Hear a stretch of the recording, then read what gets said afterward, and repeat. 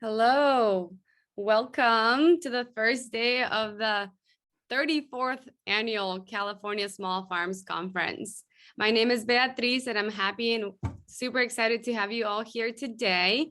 I just wanted to go ahead and thank our speakers for being here with us and sharing their knowledge and ideas. We're very excited to have you here for USAID Farmer-to-Farmer. So if that's the workshop you were hoping to log on to this morning, please make sure that that is the workshop you are in. Right before we get started, I do want to mention that there is a Q&A section in a chat room. We want to encourage everyone here present today to go ahead and kind of look at those settings at the bottom of your screen. You can also raise your hand. We want to save questions and raising our hands for the end of the presentations for speakers to have time to answer that for you. And we want to also ask everyone to keep your comments kind and constructive. This is being recorded and we will be posting it online. Now, without further ado, we have four amazing panelists here today, and they're gonna go ahead and get this show on the road. Now, David, if you wanna go. Sure. I wanted to amend this a little bit. We will have a longer question and answer period at the end of the workshop, starting at around 10, but we'll leave a few minutes after each of us speak for a few questions. So I am going to simply introduce our panelists. I'm really pleased with this, that the two of you have been able to join us because these are the perfect people to talk about the USAID Farmer-to-Farmer program. So Peggy Carlson is currently oversees the USAID Farmer-to-Farmer program globally. So she is in Washington, D.C., and she's looking after all of the different programs in all of the different countries of Farmer-to-Farmer. Prior to joining USAID, she worked for several NGOs and private companies on international agricultural development projects. And this included managing the Farmer-to-Farmer program for more than 20 years on the NGO side. So she knows Farmer-to-Farmer backwards and forwards. And I first met Peggy, I don't know, 15 years ago or so, when on one of my first assignments in Haiti. So we've known each other professionally for a long time, although it's a pleasure to actually see what you look like, Peggy. Bruce Williams is a farmer and an agricultural expert. He specializes in horticulture and the safe use of pesticides. Bruce is a farmer. He owns Lakeside Farm Incorporated, which specializes in farming and timber businesses in eastern North Carolina. And he's been helping agribusinesses and associations and entrepreneurs and smallholder farmers to improve their practices and post-harvest handling in over 20 countries with Farmer-to-Farmer. And he's been working with cooperatives, organic farmers, government agricultural systems. And since 1995, he has completed the astounding 55 volunteer assignments. I don't know if that's the most of anybody in Farmer-to-Farmer, but it sure blows me away. I have done 18 assignments. I'm about to leave on my 19th in about 3 weeks. I'm going to San Salvador. And I must say that I have learned more than I taught on all of them. So I've owned a produce company, I've farmed, and I worked for 11 years at the UC Cooperative Extension Small Farm Program, and then for 7 years in the Sustainable Agriculture Program. And I had 12 years in my own consulting business. And I am a board member of CAFF, and pleased to be able to do this with my own nonprofit. So let's go ahead and get started. Peggy, I believe you're next. I'm going to queue up the presentation. Great. Or I will do it after you introduce yourself. Oh, okay. Yeah, as David's sharing the presentation. Just as he mentioned, very passionate about Farmer to Farmer. I've known it for a very long time, and I'm excited to be here. I'm going to share just a couple of slides about what the program is, because I know you're anxious to hear from both Bruce and David about what it's like to participate. So I'll give you a little bit of an overview, and then yeah, as soon as the slides are up, I'll get started. Let me know when we're there. Yes, I see the slides. So you can advance 2 slides to the first one for mine. I think then that one's the overview. The agenda, what we're going to be doing. Yep, perfect. So great. So as I mentioned, I'll go through this fairly quickly, but I'm very happy to answer any questions or send more information to anyone. But the Farmer to Farmer program has actually been around a very long time. It's more than 35 years in operation, which for a US government program, that's very long. A lot of those are much shorter. And it's funded via the Farm Bill, the US Farm Bill. So it's a little bit different than some programs. I mentioned you will hear it called the John Oganowski and Doug B. Ryder Farmer to Farmer program when the full title is used. John Oganowski was one of the pilots killed September 11th, and Doug B. Ryder was the Nebraska congressman who sponsored the program. So if you see the full name of the program on brochures and things, that's why you'll see that. And then also, as noted, it comes from the Farm Bill, which means each Farmer to Farmer round is 5 years, which gives the NGOs implementing it a really good chance to dig in and get some work done. So there's a lot of government programs that are much shorter, but 5 years gives you the time to have some impact. So slide. The goals of the program, it is to generate rapid and sustained economic growth in the agricultural sector overseas. But unlike some international development programs, the second goal is to increase the American public's understanding of international development and for volunteers to bring their experiences and stories back home. So it's very two-way, and you'll hear more from David and Bruce about that. But, slide.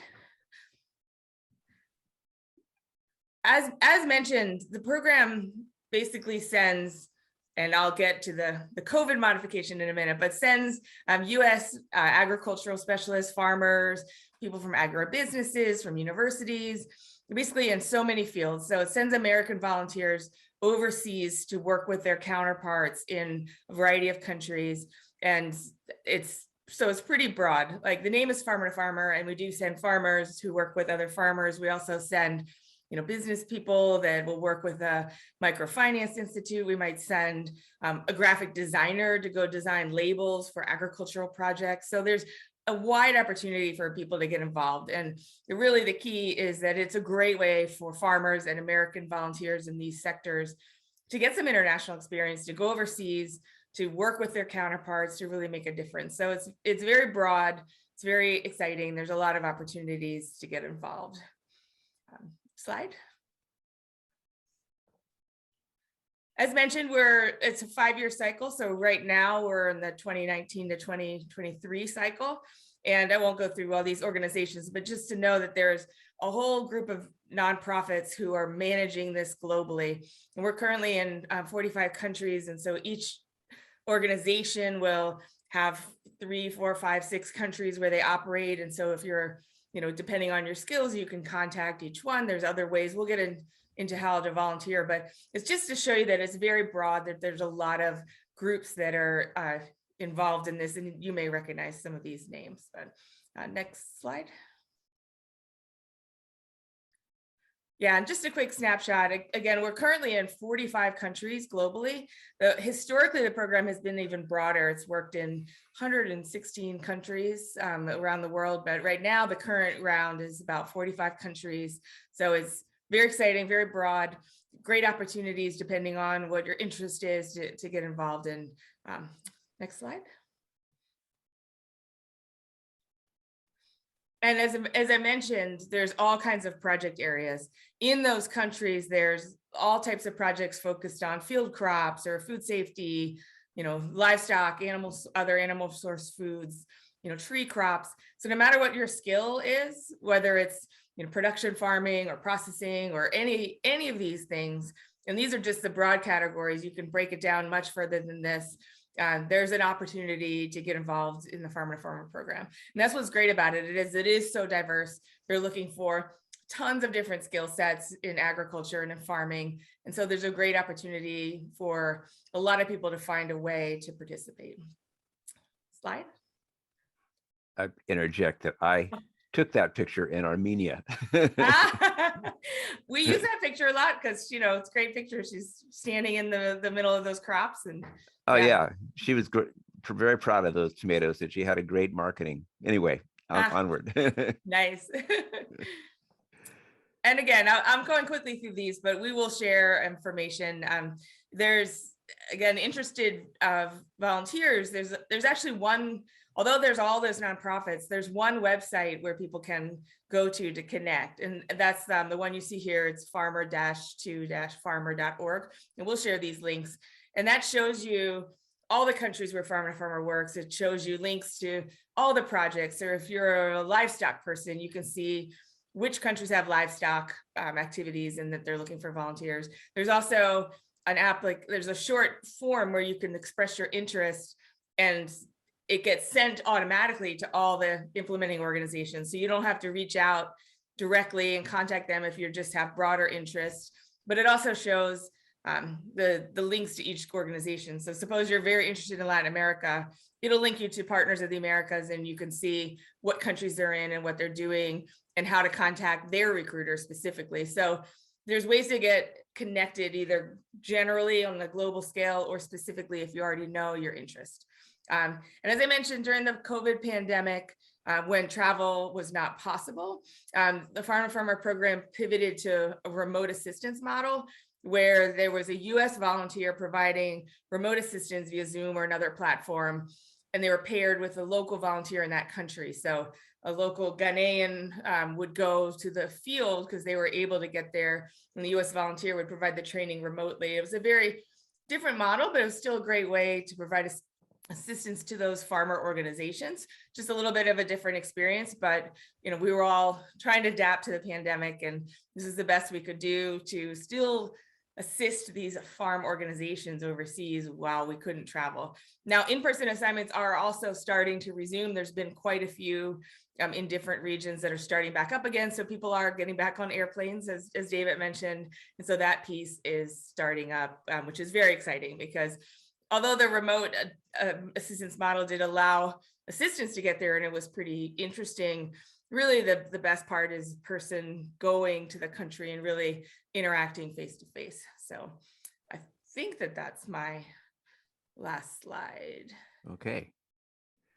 Thank you. I'm going to go back, and are we have any questions? I can't see the This is one, I saw one question pop up. It said, this is excellent. Do you work with Digital Green? Also, Digital Green is another organization. They've actually been involved in some of the USAID extension activities. They, I think, are a small partner on Farm-to-Farmer with Winrock International, because those organizations work together. They're not currently one of the primary implementers of the program, but they have some connections, particularly through Winrock International. So if that's of particular interest to you, you could connect via Winrock. But I do know Digital Green has done other activities, mostly in agricultural extension for USAID. But I'm not sure if there's any other questions. Either, yeah. Can you see I cannot see them on my screen because I can see the chat box, and I can see, because I took it out of full screen mode, so I can see. I don't see any hands raised. That was the only question in the chat box. So maybe there'll be some more at the end. Sure. I'll keep an eye on that, David. Yeah. Well, Bruce, you're up. All right. Next slide.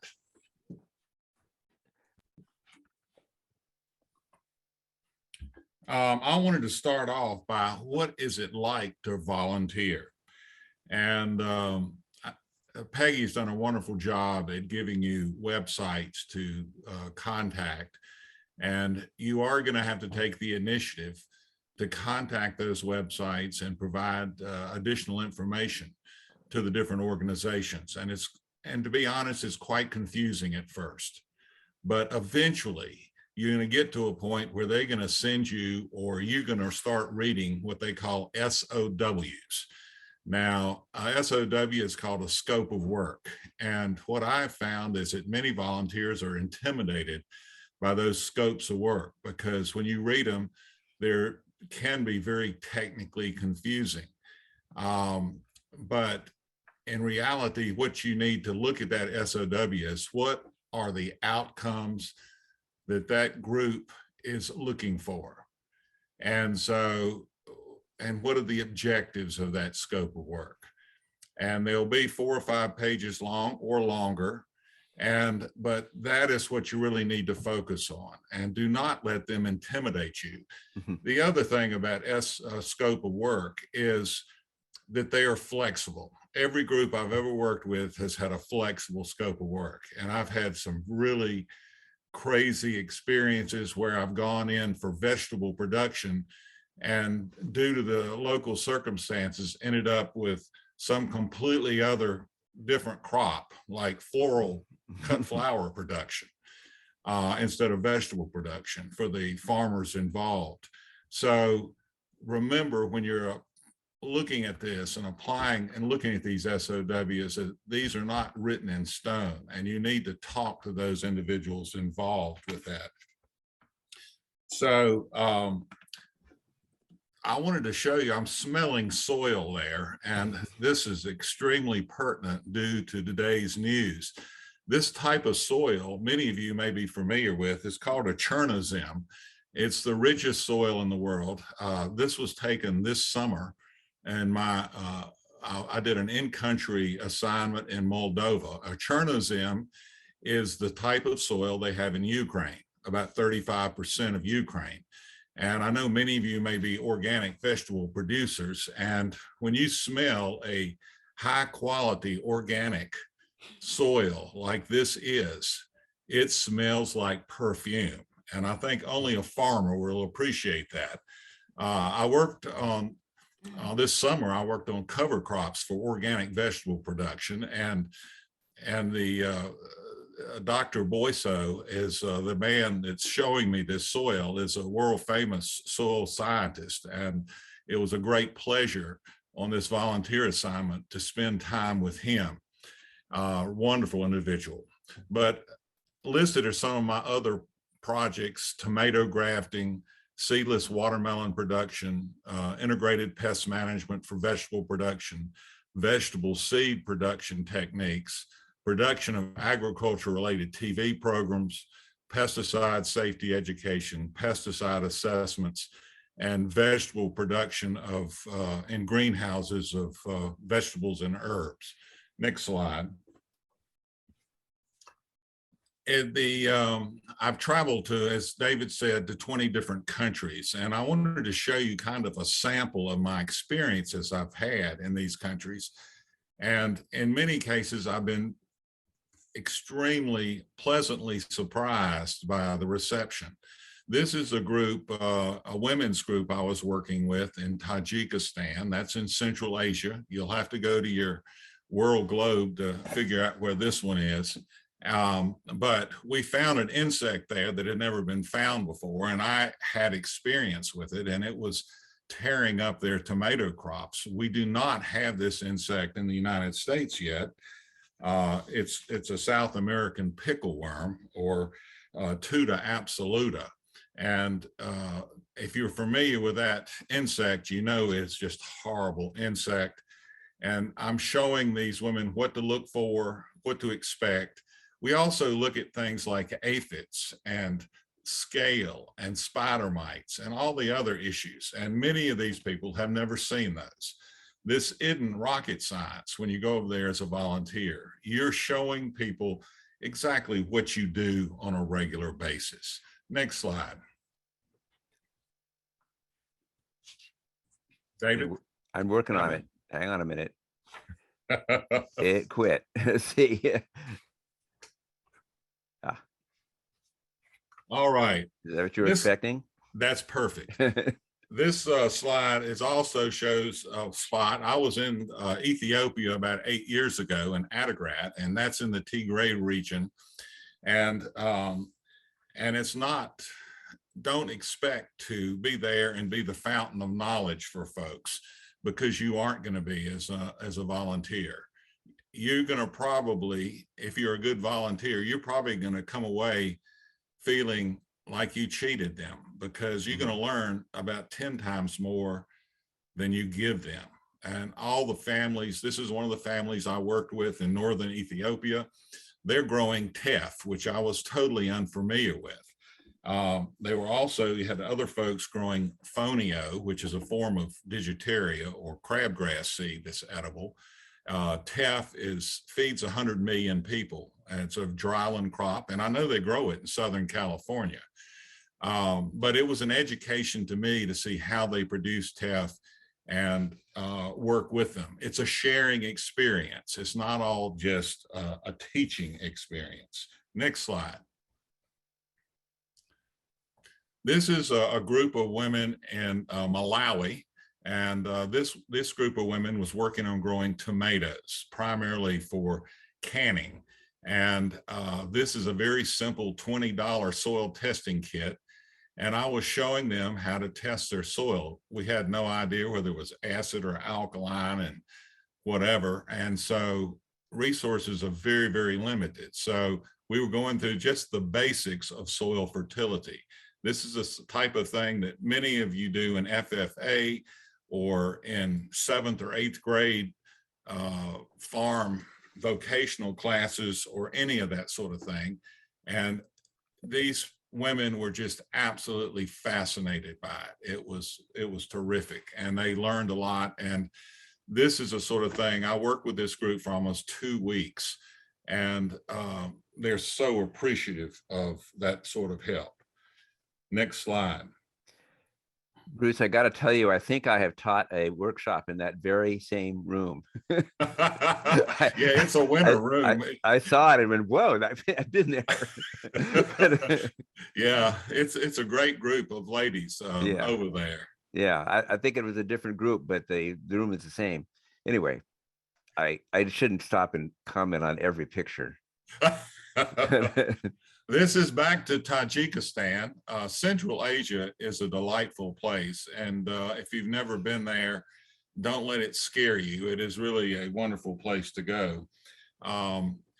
This location, Kurgan Tepe, is in the southern portion of Tajikistan. And it is basically a desert. It's actually very similar to many of the production areas in California. And it's been irrigated for years by the Russians. And due to that irrigation, you have a very severe accumulation of salts. And in their canals running up for irrigation, they were running as high as 4,000 parts per million soluble salts. Now, you in farming will know how much that is. And they were irrigating with that. So they were not having a lot of luck in many crops. And so we did a lot of testing of water, irrigation water, soil testing, and looking at salt accumulation. They were totally unaware as farmers. You have to realize that many of these people have had no training in agriculture, and this is not complicated stuff. Again, it is basic agriculture 101. Next slide. This is a group in Bangladesh, and I was hesitant about going to Bangladesh, but it turns out it was one of my most enjoyable and satisfying assignments that I've had. And if you note on the right-hand part of the slide, I put the organization. So for all these slides, you can see which organization I'm working with. This is Winrock International. And people cannot afford to buy seed. I mean, they can't go to Johnny's Seed, like I saw that was a sponsor of this group, and just order whatever they want. Many of these people are extremely poor and they have to save their seed. So I've done a number of classes in Senegal and Bangladesh and a number of other African countries on what you need to do to produce seed that is disease-free and genetically pure. And it gets complicated sometimes, but they absolutely eat it up. It also is something that you see direct help. And I've had feedback from people that have done it and been through the class, and it's something that directly helps them survive year to year, day to day. Next slide. Now, I can't always guarantee, or nobody, Peggy, or can guarantee that you're going to have gourmet cuisine the whole time you're in these countries.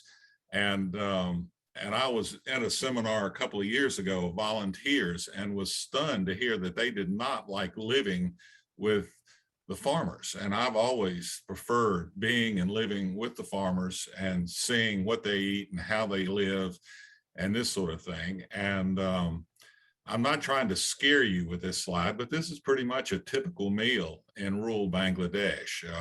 It's rice and bitter gourd and cucumber and onions. And this is the main meal. And that fish is about the size of a good bass minnow. And so it's not a very big fish either. But you can be careful, and there's many things you do to take care of yourself, and you want to be prepared when you're going to these countries for the cuisine and for the food.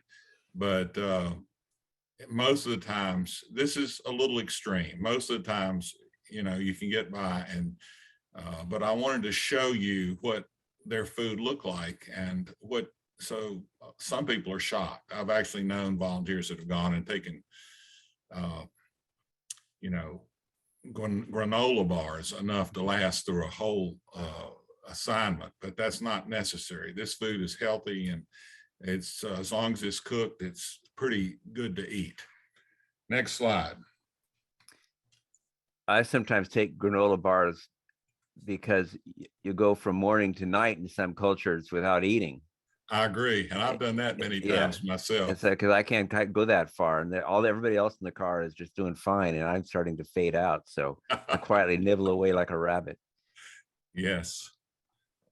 Well, I wanted to show you some pretty vegetables, and this picture was taken in Soyo, Angola, and this is the delta of the Congo River, and this was with CNFA. I spent quite a bit of time in Soyo, Angola, and the soils there are absolutely gorgeous.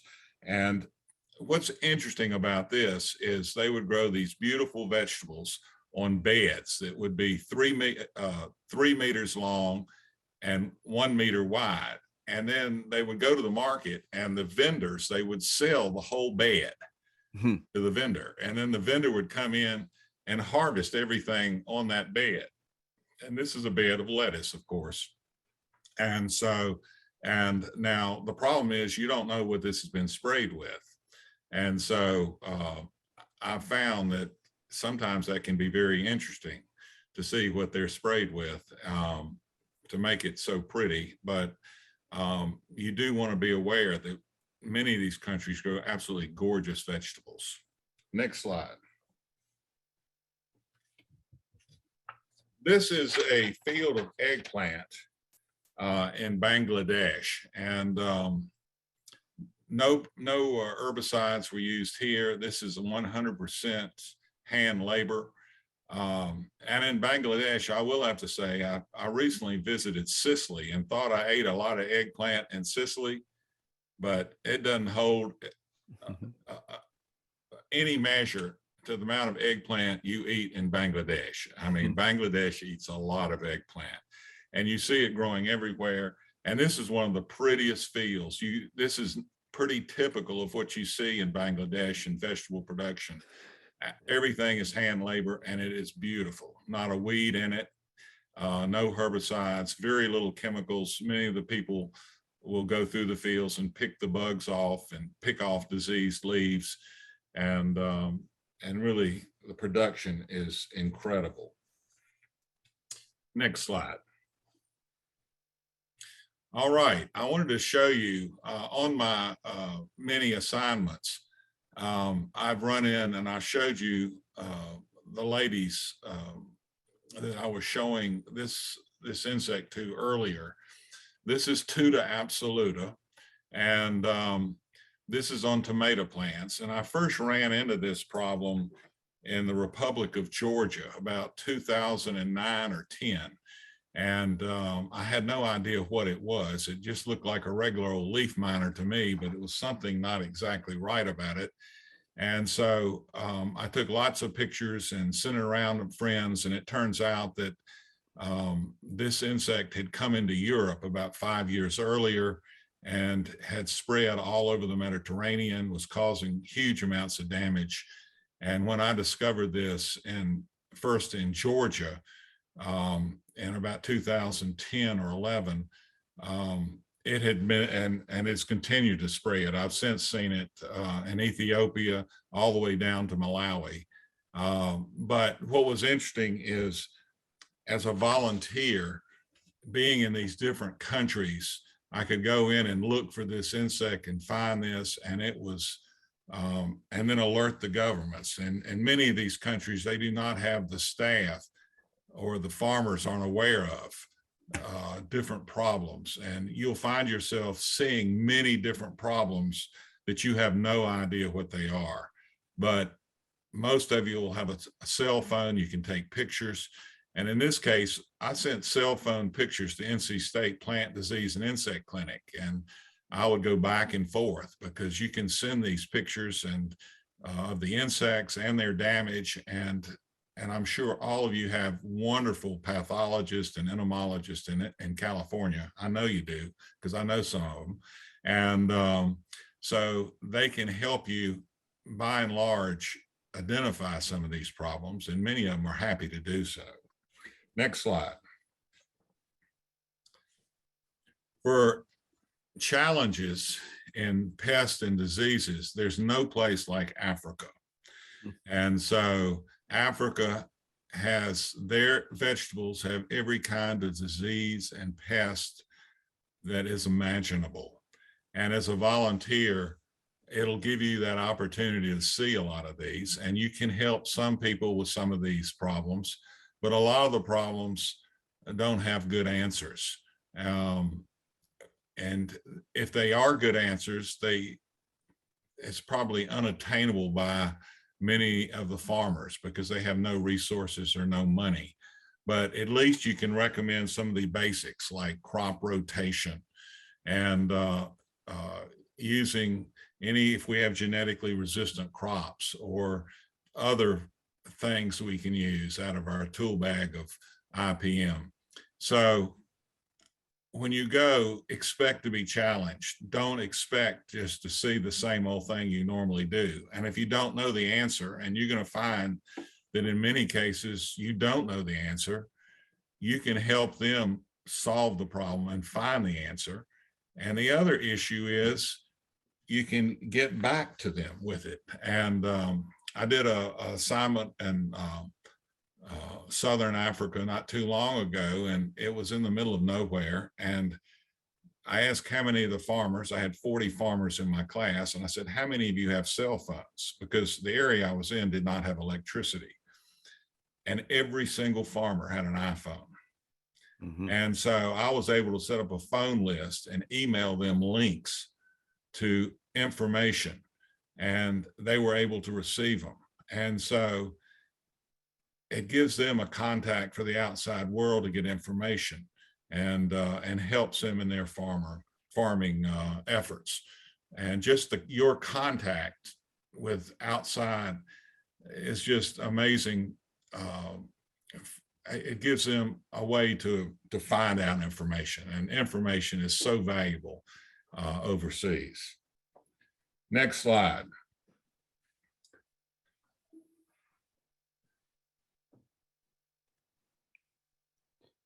Did it work? No, I ain't got anything yet. Next slide. I did that. Let's see what's going on. Let's see. Okay, it should be a pretty slide. There you go. All right, I want to show you a pretty slide because I didn't want to show you all diseases and bugs and all that and dirt and all that sort of thing. This is a slide I took just several years ago in the Republic of Georgia. I've been over there on many different assignments with CNFA and ACDI VOCA. And this is a village. You're actually looking at the Russian border there. Those snow-capped mountains are the Russian border. but this is one of the highest altitude villages in Eastern Europe, if you want to consider this Eastern Europe, and one of the most delightful places I've been in Georgia. Georgia is just a unbelievable country to visit and to see the level of agriculture there. It's probably as close to California as any country I've been in, because you have mountains with snow on it, and 20 miles away you can grow orange trees. And so very, very unique microclimates. They grow tea there and all sorts of other crops. Very challenging. And this is a country where, you know, if you farm in California, you'll feel very, very comfortable with the farms in the Republic of Georgia. And I know that's where David and I met a number of years ago. And so I know he's familiar with that area. So I just wanted to, it's not all just bugs. On the weekends, you can do tours and see places and see sites. It's not all just work. And it is a lot of work. Don't let anybody tell you it's going to be play, because it's not. It's a lot of work. And on the weekends, you will get to see the country, and you'll see a different side of the country that most tourists never see. And it will give you a totally different respect for the interactions, what's happening in the world, especially today. I've been to Ukraine twice. I've been to the regions they're fighting in. I actually been communicating with friends over there, and just this morning, and it gives you a completely different perspective on other parts of the world. And if you need any more reasons, that's the best one. It gives you a whole new perspective of the world, and it gives them a whole new perspective of the world. And from there, I'm going to turn it over to you, David. That's great. Thank you. David, there's two questions in the chat that I could read for Bruce if you're not able to see them. I know you. Yeah, I figured out how I could see them, but I think you should read them, Peggy. And also, sure. you might be able to deal with those questions as well as he. Yeah, well, I'll read the first. I'll read two together, Bruce, and then Yes, the first one yes. was about the photo that you showed with that very nice field. There was a question about the fact that there was exposed soil, and how are you or Farmer-to-Farmer or others improving destructive soil practices in developing countries? And then the second one is, what proportion of practices promoted fall into chemical input, biological input versus biodiversity with little or no inputs? So I'll just ask you those two.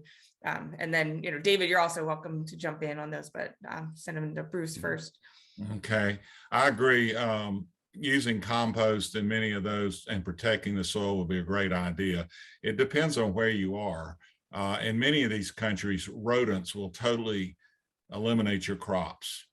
And so if you have a lot of mulch, you'll come back the next day and it looks like clippers have gone in and clipped off all your plants. And that's one reason for some of the bare ground. The other is just the labor issue, and that weeds, especially along the equator, are trying to prevent and slow down weed growth. Is just a very, very difficult situation. And mulches are used, are encouraged, but you're working with a family. If you think about it, you're working with a family who has somewhere between 2 and 3 acres of land. And you want to be very conservative in what you recommend, because if they have a crop failure on 2 to 3 acres, they can't run down to the grocery store, to the Vons or whatever, and pick up something. They're going to starve to death. And so you want to be extremely careful about your recommendations and what you recommend for them. And so I'm extremely conservative. I try to tweak whatever they're doing to make it a little better.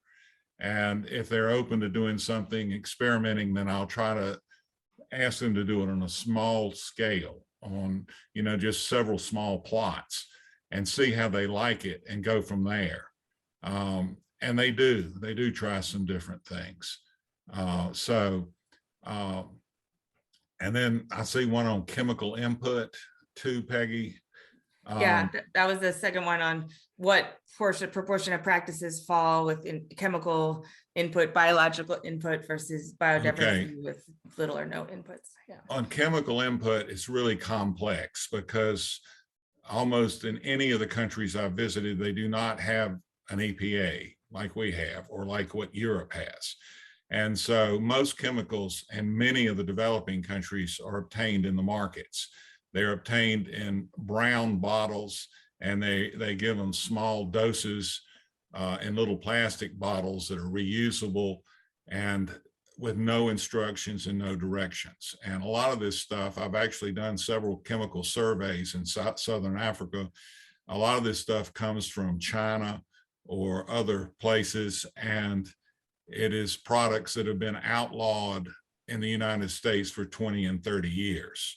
And so they don't know what it is. They'll put a cap full in a tank and spray in it. And if it kills the bugs, then as far as they're concerned, that's great stuff. But it's, you know, as far as environmental issues, you know, they're buying it very cheaply. They want something that's going to kill the insects on their crop, and that's what they're going to use. Now, if the biologicals are available, and I've actually taken biologicals and used biologicals overseas, that's great.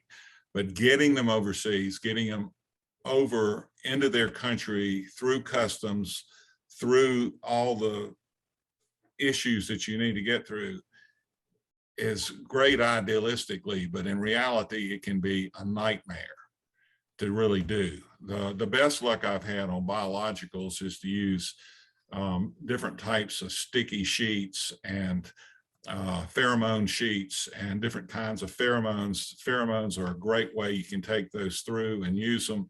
The problem is they have to replace them and buy others. And there's many of these countries, there's no replacement for that. Like on Tuta absoluta, I was showing you, pheromones work great on Tuta absoluta, but the problem was getting the pheromones into their countries and then getting the appropriate types of traps. And we even devised traps to help them, just using water and some other things. So they could use pheromones with water and a little olive oil. It worked like a charm. And so, but that's in greenhouse situations. That's not in open field situations. So you do what you can. And I agree that if we could do more organic stuff, and Moldova's doing some fascinating organic research now, and it reduces chemical input tremendously. And I was extremely impressed with what they were doing this summer. So I don't know if I answered the question, but I'd like to add something to it. The Farmer-to-Farmer program does have a bias towards more sustainable practices. And in fact, when you are signing in, you sign a number of pieces of paper saying this is what you're going to try to do, is go for the sustainable practice, the low pesticide. And if you are going to recommend any chemicals, you also have to specify that before you even go over. So there is a clear bias on the part of the organization not to be introducing a high input form of agriculture.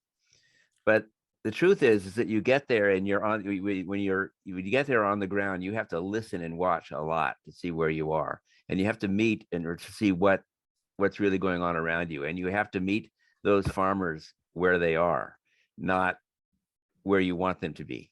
And then and that from there you can move forward with what they can learn. You can find the teachable moment and talk about alternative practices if that's appropriate. But I've been to places where talking about organic farming systems is just, that would be somewhere out in the stratosphere. There's just no point in even trying to bring that up. You just have to talk about maybe some other techniques. Well, like soapy water. Yeah. I've used soapy water in Africa because soap's available everywhere, and it's a wonderful insecticide. Mm-hmm. And it's great for taking out soft-bodied insects. And I mean, there's some farmers that spray 3 or 4 times a week with soapy water on their vegetable crops, and it works pretty good. But that's about as close to chemical technologies you'll see. Now the oils also, some of the oils, they can spray dormant oils or summer oils, but that it's also what they can afford. I mean, many of these farmers have a total annual budget for their family of $500 to $1,000. I mean, that's an annual budget. I know many of you probably use that, as a weekly budget. And so it's a learning experience. And I would encourage you that if you want to see less pesticides used and more sustainable techniques used, to volunteer, to put it to the test and see. And because I agree with you. Thank you, Bruce. So now I think it's my turn. Let me. Yeah, and we'll have more time for question and answer at the end after David's presentation. So if you have something, we'll get to it then. Yeah, and I think you can tell we love questions, so I'll try to be a little quick. Also, I think Bruce covered some of the things that I was going to talk about, so I think I might be able to truncate my thing a little bit in order to leave time for questions. And I think that the way I'm going to approach this is I want to first talk about, just kind of tell a story of one of my assignments, and to give you a sense of what's in it, what I got out of it, and why it's important, and what's sort of exciting about going as a volunteer. And then after I do that, if we have time, I'd like to just go through some of the steps, just sort of I know Bruce did some of it, but what are the steps that you need to go through in order to get an assignment, and then to get, on the road or get into a virtual relationship. And then if we have time there's some of the pitfalls, some of the things to look out for as you are booking an assignment, some sort of inside information about what's the best way to get an assignment, and what are the things to look out for. So now I'm going to see if I can share again.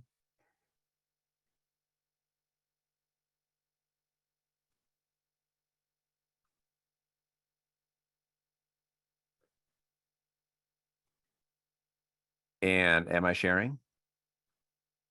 Yeah, we see Bruce's last slide, so you Okay. can put the advanced one and you'll be good. All right.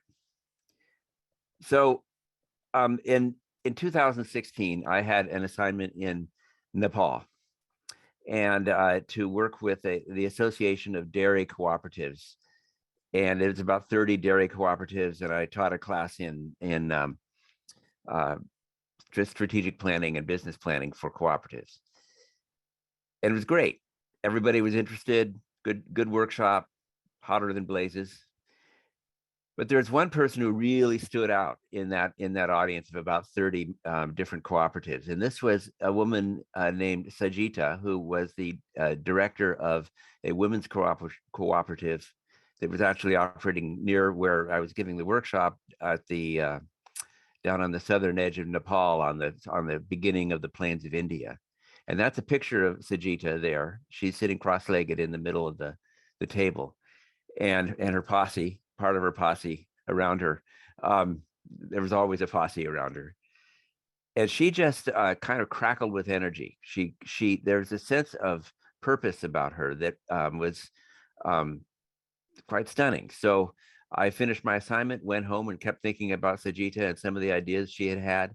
And I wrote her a letter, and then together we started, and I wrote to the country director, and together we developed a scope of work. This is not how it usually works. Usually you get the scope of work and then respond to it. This time we wrote it ourselves, and I wrote it in the form of that Farmer to Farmer wants to see it, and they accepted it. And off I was the following year back to Nepal to work with the Pragatashili Women's Cooperative. And so I want to talk about why that's so fun. First, this is not Kansas anymore. You are not a tourist. The places you go are very exotic and very beautiful, and you're not going to see scenes like this, from your tour bus. you get an immersion into the culture in ways that you could never approach in any other way. You're getting out into the countryside that you can't get to by cars. This particular village I'm in here was it was just a dirt track out among the canals. There was no vehicles there. And the people give you a welcome that is amazing for us.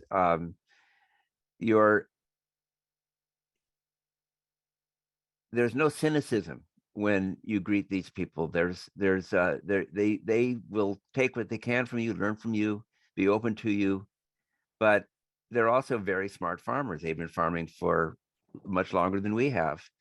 And so they'll get what they can get and ignore what is useless to them. And you need to trust that they know what they're doing. And there's lots of group shots everywhere you go. In every country, everybody wants to line up and do these pictures. But in this case, they're so beautiful and colorful. I was happy to be there. So these are women who work in the cooperative. And the lady that's standing right next to me is from the government. And she was there throughout the whole workshop as a participant. So I was working with this group on nominally the scope said strategic planning, but in fact we talked about everything from branding to alternative enterprises. And in fact, one of their big alternative enterprises was making bangles in the wintertime, especially, but also for the women in the cooperative who could no longer work in the fields. They were making these bangles. You can see them on the wrists of some of these ladies, and they thought that there would be a market for them in the U.S. And I did some homework and found that the access to the U.S. market was through Kathmandu. So we took a field trip to Kathmandu, which is an 8-hour drive from here, and visited some exporters and some manufacturers, and discovered that there was in fact no market, and this wasn't a good enterprise for them. But we went through that exercise. They had never thought to take this to where to the marketers themselves and find out if there was a way to do it. They were just going forward. If there was a way to make money, they were just going forward and planning to sell it all locally at an impossibly low price. And so we decided that there were other places for them to put their resources where the income would be higher. And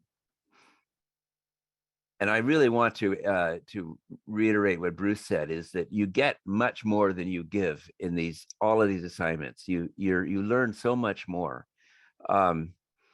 This is a building that the women built with their own hands. It's where we did our workshop. They also have bought commercial sewing machines and one of their enterprises is to do sewing. There I am teaching inside. So you can see that I'm concentrating pretty hard. And this is, I think, for me, this is the biggest benefit for me personally of farmer-to-farmer assignments. Because over the years, I've learned that I can be very, very focused when I'm there. And when I'm not thinking about the 16 other projects that I'm doing. I'm not thinking about how I have to go grocery shopping. I'm not thinking about taking care of my family. I can entirely focus on this one problem in front of me. This one set of deliverables that I have 2 weeks or 3 weeks to get done. And I can give it all of my attention, all of my brains, and I am operating at my highest function when I'm doing this. And I think that's been an experience of many volunteers. And it is it's ecstatic. It feels wonderful to be doing your very, very best work. And in the back of your mind that it's going to be over. You're going to go home. So it's not like you're getting launched into some sort of level of commitment that's going to go on for years unless you choose to. So this classroom was fun, but I was very concentrated, but I did get distracted. Outside the door of the classroom, these monkeys were running. A pack of these monkeys were running around, and one of them peeked in the door, and everyone ignores it. But for me, it was something takes some getting used to.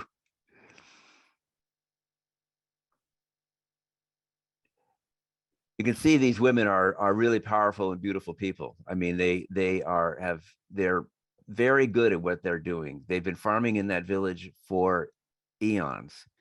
They know, they have all the answers. A lot of what you're doing as a volunteer is to focus people, help on the answers that they already have about how they can solve their own problem. And so you should spend a lot of time listening before you open your mouth and start teaching. It's sometimes some projects you're just simply bringing knowledge that you have and presenting it. The kind of work I do, which is usually business management and marketing and strategic planning, they have most of the answers already. You're just directing a little bit and reaffirming them.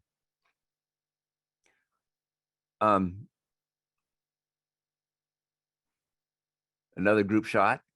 You can see we're all pretty happy at the end of the class. There's always an award ceremony. I left that one out, but there's a lot of gift giving. Everybody wanted their diploma, so we had a ceremony for presenting the diploma, and it's just a wonderful experience to go. And then we haven't talked about this much, but one of the big fun things to do when you're volunteering is on the way home, you can stop off somewhere and go on another trip. So the farmer to farmer is paying you a round trip ticket. You usually have a layover. If you want to go visit someplace on the way back, you can usually arrange that. The only difference is you'll have to pay the change in the airfare, but most of the airfare is covered by, the airfare for the there and back is covered by farmer to farmer. But if you add a little bit because of a layover or 3 or 4 day stay off somewhere, that's fine. They will always accommodate you. And so I've had some great visits in Japan and a couple of times to Bangkok and Istanbul and Kenya and Vienna and London. I mean, all sorts of places, Paris, all sorts of places that you can stop and visit on the way home. So it's a great way to see the world.